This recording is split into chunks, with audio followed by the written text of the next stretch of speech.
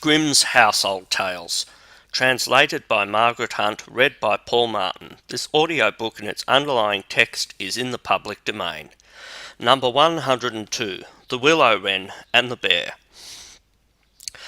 Once in summertime, the bear and the wolf were walking in the forest, and the bear heard a bird singing so beautifully that he said, "Brother Wolf, what bird is it that sings so well?"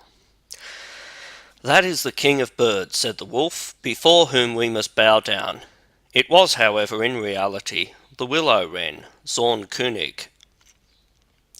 "If that's the case," said the bear, "I should very much like to see his royal palace. Come, take me there."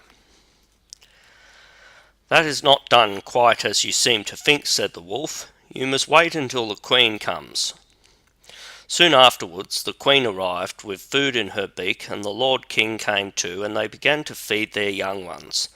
The bear would have liked to go at once, but the wolf held him back by the sleeve and said, "No, you must wait until the Lord and Lady Queen have gone away again." So they observed the hole in which was the nest and trotted away.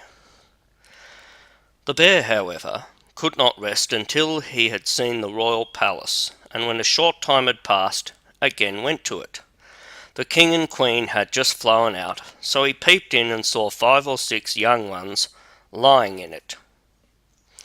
"Is that the royal palace?" cried the bear. "It is a wretched palace, and you are not king's children, you are disreputable children." When the young wrens heard that, they were frightfully angry and screamed, "No, that we are not. Our parents are honest people. Bear, you will have to pay for that." The bear and the wolf grew uneasy, and turned back and went into their holes. The young willow wrens, however, continued to cry and scream, and when their parents again brought food, they said, "We will not so much as touch one fly's leg. No, not if we were dying of hunger, until you have settled whether we are respectable children or not. The bear has been here and has insulted us." Then the old king said, "Be easy, he shall be punished." And he at once flew with the queen to the bear's cave and called in, "Old growler, why have you insulted my children? You shall suffer for it. We will punish you by a bloody war." Thus war was announced to the bear, and all 4-footed animals were summoned to take part in it: oxen, asses, cows, deer, and every other animal the earth contained.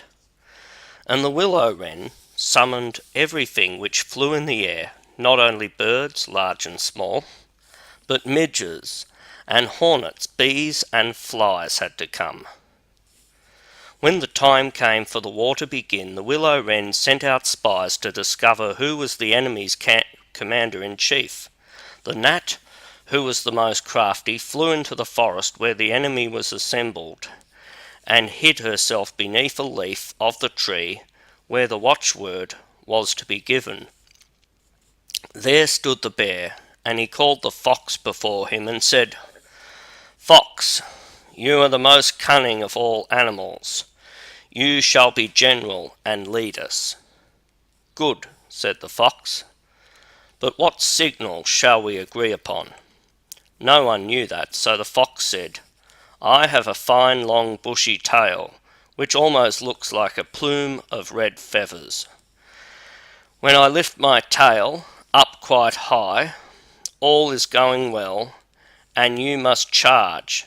But if I let it hang down, run away as fast as you can."